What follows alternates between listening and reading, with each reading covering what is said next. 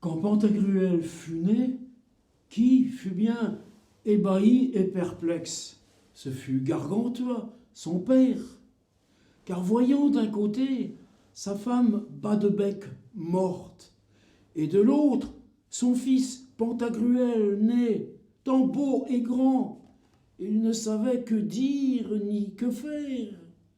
Et le doute qui troublait son entendement était, à savoir, non s'il devait pleurer pour le deuil de sa femme ou rire pour la joie de son fils. D'un côté et d'autre, il avait d'arguments sophistiques qui le suffoquaient, car il les faisait très bien, in modo et figura, mais il ne les pouvait soudre, et par ce moyen demeurait empêtré comme un Milan pris au lacet. « Pleurerai-je, disait-il, oui, car pourquoi ?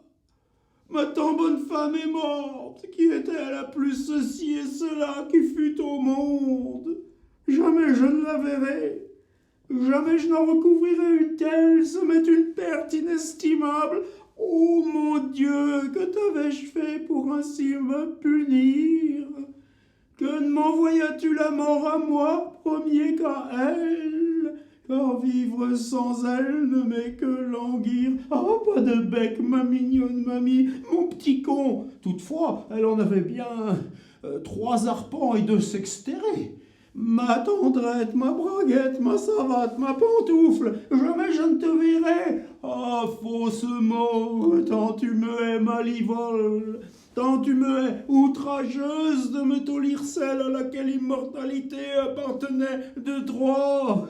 Et se disant, pleurait comme une vache, mais tout soudain riait comme un veau quand Pantagruel lui venait en mémoire.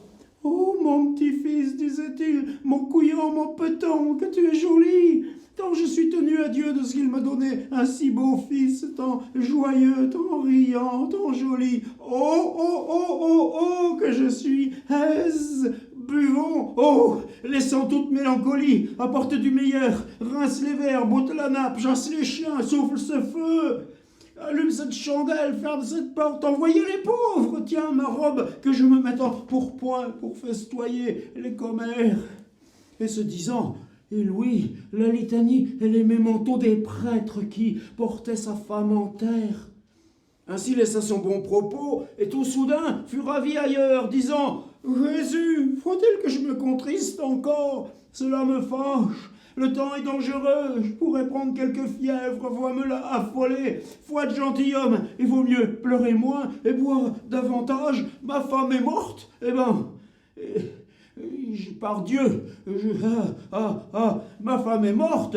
Eh bien, par Dieu, je ne la ressusciterai pas par mes pleurs. Elle est bien, elle est en paradis, pour le moins, si mieux ne est. Elle prie Dieu pour nous, elle est bien heureuse, elle ne se soucie plus de nos misères et calamités. Autant nous en pend au nez, Dieu garde le demeurant. Il me faut penser d'en trouver une autre. Mais voici ce que vous ferez, dit-il aux sages-femmes. Allez-vous-en à l'enterrement d'elle, cependant que je bercerai ici mon fils. Car je me sens bien fort altéré. Serai en danger de tomber malade, mais buvez quelque peu de vin, car vous vous en trouverez bien, m'en croyez sur mon honneur. » À quoi, obtempérant, allèrent à l'enterrement et funérailles. Et le pauvre Gargantua demeura à l'autel, mais cependant il fit l'épitaphe pour être engravé en la manière que s'ensuit. Elle en mourut, la noble Badebec, du mal d'enfant qui tant me semblait Nice, car elle avait visage de rebec, corps d'Espagnol et ventre de Suisse. Priez à Dieu qu'elle soit propice, lui pardonnant sans rien outrepassa, si j'y son corps, lequel véquit sans vice et mourut lent et jour que trépassa. La Devinière en y est.